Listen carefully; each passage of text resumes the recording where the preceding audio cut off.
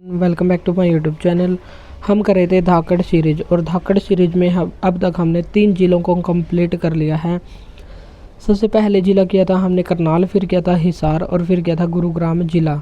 अब हम करेंगे आज का 4th ज़िला जींद ज़िला, जिसे हार्ट ऑफ हरियाणा कहा जाता है। और सबसे पहले हम उन 7 ज़िलों के बारे में पढ़ेंगे जिनकी स्थापना हरियाणा के गठन के समय ही हुई थी। और फिर जिस प्रकार ज़िलों का गठन हुआ उस प्रकार हम 22 ज़िलों को कंप्लीट करेंगे। अगर आप हमारे चैनल पर नए हैं तो चैनल को सब्सक्राइब ज़रूर करें। और इस वीडियो से पहले अगर आपने वो 3 वीडियो ना देखी हो तो इस वीडियो को कंप्लीट होने के बाद उन 3 वीडियो को भी देख लें, उनकी भी प्लेलिस्ट चैनल पर बनी हुई है। चलिए आज की क्लास को हम शुरू करते हैं। जींद जिला दर्शन धाकड़ सीरीज क्लास नंबर 8th है। जींद ज़िले को हार्ट ऑफ हरियाणा कहा जाता है, हरियाणा का दिल इसको कहते हैं। और अगर जींद ऑप्शन में ना हो तो हम रोहतक ज़िले को हार्ट ऑफ हरियाणा मानेंगे। जींद ज़िले की सीमा हरियाणा के 7 ज़िलों के साथ लगती है और ये 7 ज़िले हैं कैथल, करनाल, पानीपत, सोनीपत, रोहतक, हिसार और फतेहाबाद। और हरियाणा में सबसे ज़्यादा ज़िलों के साथ सीमा बनाने वाला ज़िला जींद ही है। जींद की हरियाणा में स्थिति क्या है? जींद हरियाणा के मध्य भाग में स्थित है और इसका अस्तित्व 1 नवंबर 1966 को हुआ था, यानी कि गठन के समय जींद जिला अस्तित्व में था। और हरियाणा के गठन के समय ही हरियाणा में 7 जिलों की स्थापना हुई थी और उन 7 जिलों में से एक था जींद जिला। और इसका क्षेत्रफल गठन के समय था 2712 वर्ग किलोमीटर और वर्तमान इसका क्षेत्रफल है 2702 वर्ग किलोमीटर, क्योंकि इसकी सीमा घटती बढ़ती रहती है। अभी हाल ही में एक गांव था धनौरी गांव, वह पहले जींद ज़िले में आता था लेकिन अब कैथल ज़िले में आता है। तो इस प्रकार जींद ज़िले की थोड़ी सी सीमा कम हो गई है। तो इसका क्षेत्रफल हो गया 2702 वर्ग किलोमीटर और स्थापना के समय था 2712 वर्ग किलोमीटर। जैसे हरियाणा के अन्य जो 6 ज़िले थे स्थापना के समय, उनमें से अनेक ज़िलों का गठन किया गया है, लेकिन जींद हरियाणा का एकमात्र ऐसा ज़िला है जिसमें से किसी अन्य ज़िले का गठन नहीं किया गया है, इसलिए भी इसको हार्ट ऑफ हरियाणा कहते हैं। 2011 की जनगणना हरियाणा के 21 ज़िलों में हुई थी और 5 ज़िलों में 15 लाख से ज़्यादा जनसंख्या थी। और उन 15 लाख में सबसे ज़्यादा जनसंख्या फरीदाबाद की थी, दूसरे स्थान पर हिसार था, तीसरे पर भिवानी, चौथे पर गुरुग्राम और 5वें पर था करनाल ज़िला।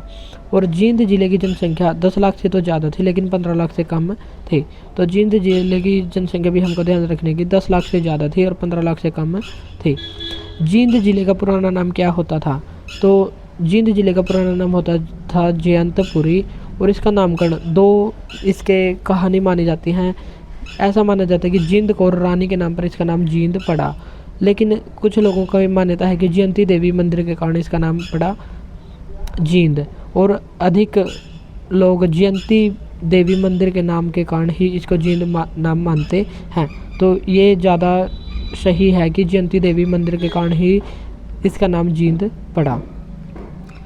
विजय जयंती देवी माता का मंदिर यहाँ पर स्थित है और विजय जयंती देवी माता जीत की माता मानी जाती है। और ऐसा भी माना जाता है कि जब पांडव महाभारत युद्ध में जा रहे थे तो विजय जयंती देवी से आशीर्वाद लेकर गए थे और उन्हीं के आशीर्वाद के फलस्वरूप ही पांडव युद्ध में विजयी हुए थे।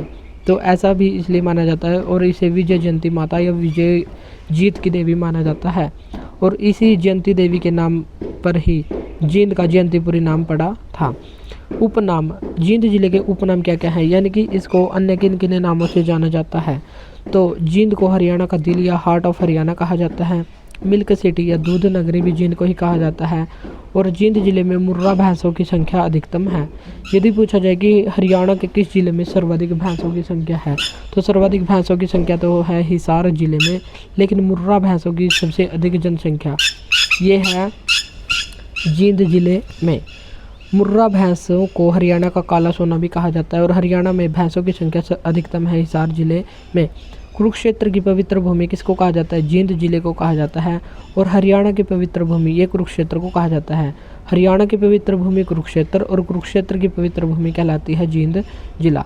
तो ये हमको यहाँ पर रखना है ध्यान। जींद जिले के विधानसभा क्षेत्रों की संख्या है 5 और 5 ही यहाँ पर तहसील भी हैं। जींद जींद विधानसभा क्षेत्र से एमएलए कौन है? एमएलए का मतलब है मेंबर ऑफ लेजिस्लेटिव असेंबली, विधानसभा सदस्य है। यह है कृष्ण मिड्डा। नरवाना यहाँ की रिजर्व सीट है और यहाँ से एमएलए हैं कृष्ण बेदी जो हरियाणा के कैबिनेट मंत्री बने हुए हैं। जुलाना, जुलाना विधानसभा से विनेश फोगाट। सफीदों, सफीदों से जिसका पूरा नाम था सरप दमन और राजा जनमेजय से संबंधित है और राम कुमार गौतम यहाँ के एमएलए हैं। और उचाना विधानसभा सीट से देवेंद्र चतुर्भुज अत्री यहाँ के एमएलए हैं जो बीजेपी से संबंधित हैं। और हरियाणा की 15वीं विधानसभा में सबसे छोटी जीत दर्ज, मात्र इन्होंने 31 वोट से जीत दर्ज की है। तो यह है देवेंद्र अत्री। जींद जिले में विधानसभा सीट की संख्या है 5, लेकिन यहाँ पर तहसील, जींद जिले में तहसील की संख्या है 6 और 5 तहसील तो ज्यों की त्यों हैं, जैसे कि विधानसभा सदस्य हैं वैसे ही यहाँ पर तहसील हैं और 5वीं है अलेवा तहसील। तो जींद जिले की तहसील हैं जींद, सफीदों, नरवाना, जुलाना, उचाना और अलेवा। अलेवा तहसील जो विधानसभा क्षेत्र नहीं है और बाकी 5 विधानसभा क्षेत्र, ये 5 तहसील भी हैं और 6वीं तहसील है अलेवा तहसील। और यहाँ की उप तहसील भी है, एक उप तहसील जो है पिल्लूखेड़ा उप तहसील। अब हम देखेंगे हरियाणा के जींद जिले के महत्वपूर्ण उद्योग। यहाँ पर महत्वपूर्ण उद्योग हैं वीटा मिल्क प्लांट जो 1970 में स्थापित किया गया था और हरियाणा में 6 वीटा मिल्क प्लांट हैं और यह हरियाणा का पहला, सबसे बड़ा और सबसे पुराना मिल्क प्लांट है।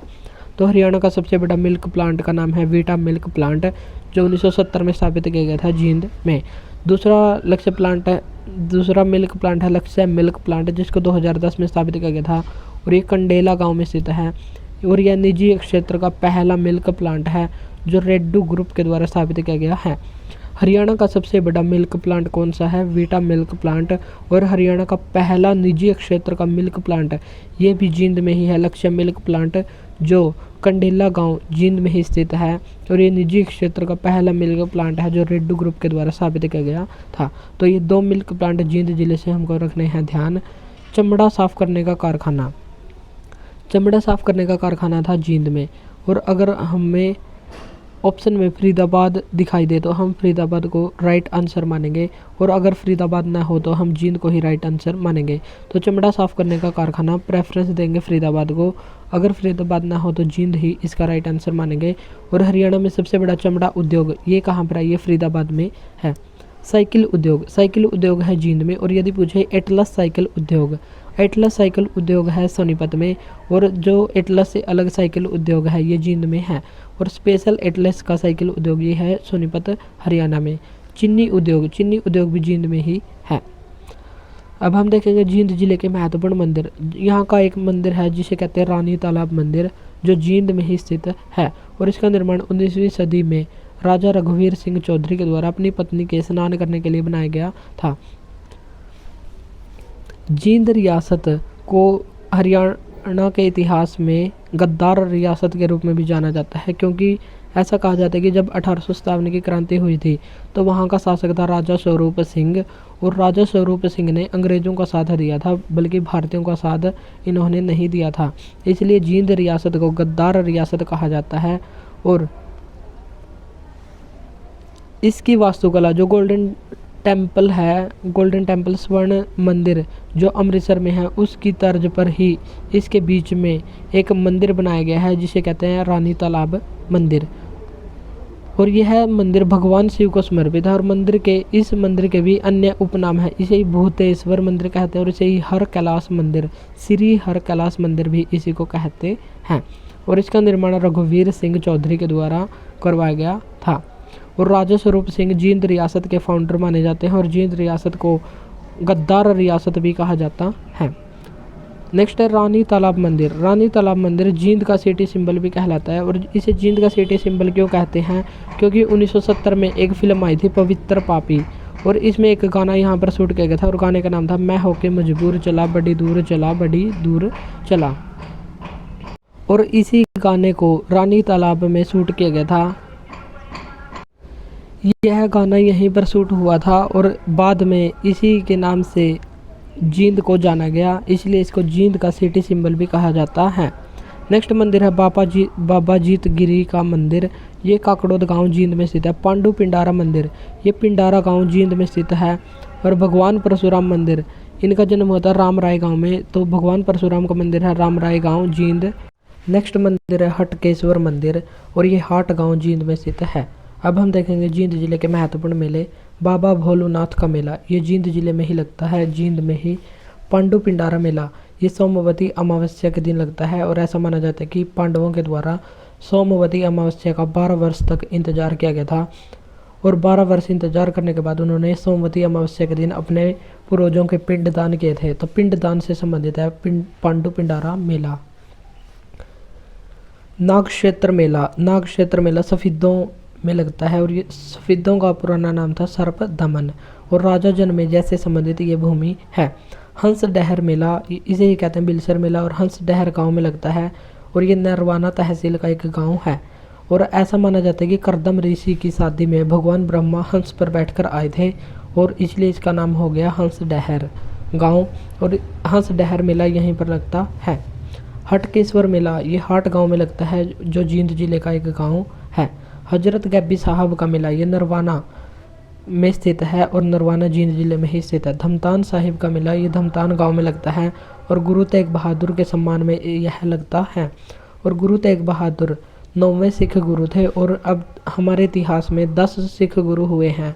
पहले गुरु थे गुरु नानक देव, दूसरे थे गुरु अंगद देव, तीसरे गुरु अमरदास, चौथे थे गुरु रामदास, पांचवें थे गुरु अर्जुन देव, छठे गुरु हरगोबिंद, सातवें गुरु हर राय, आठवें थे गुरु हरकिशन और नौवें थे गुरु तेग बहादुर और 10वें अंतिम गुरु थे गुरु गोविंद सिंह और 11वां गुरु माना जाता है गुरु ग्रंथ साहिब को जो 1708 से लेकर वर्तमान तक बना हुआ है। गुरु ग्रंथ साहिब ही सिखों का 10वां या अंतिम गुरु माना जाता है और सिखों के 10वां गुरु कौन थे? गुरु गोविंद सिंह थे और ये गुरु तेग बहादुर 9वें सिख गुरु को समर्पित गुरुद्वारा है। गुरु तेग बहादुर को समर्पित है धमतान साहिब का गुरुद्वारा।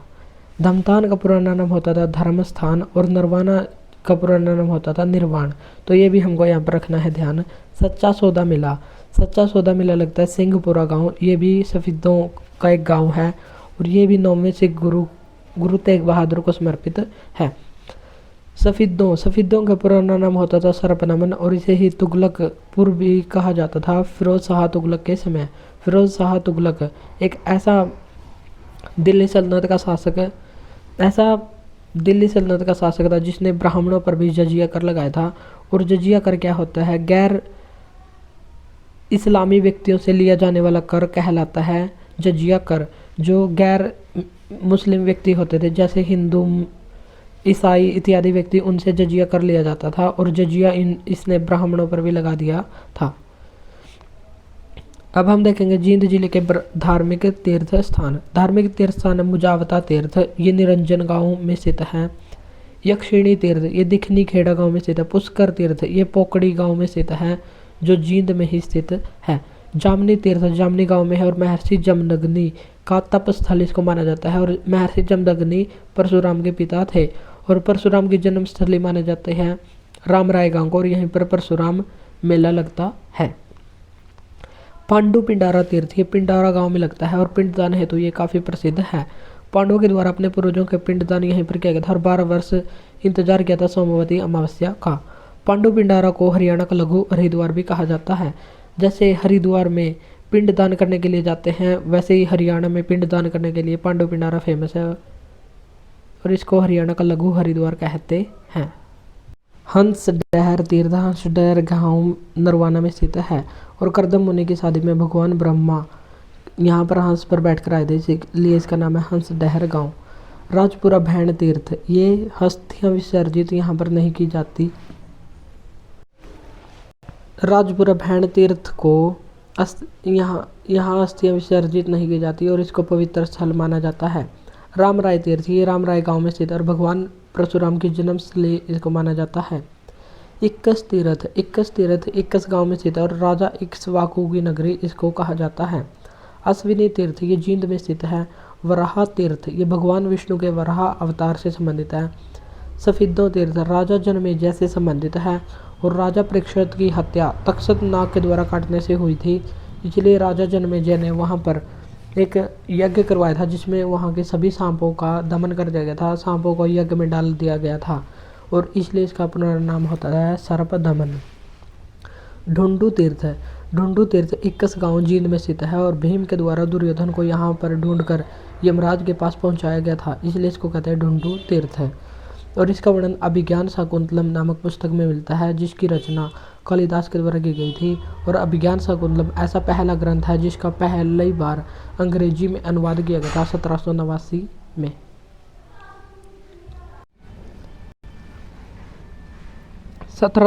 में इसका इंग्लिश में translation Asiatic Society of Bengal के द्वारा करवाया गया था और इसकी स्थापना 1784 में हुई थी।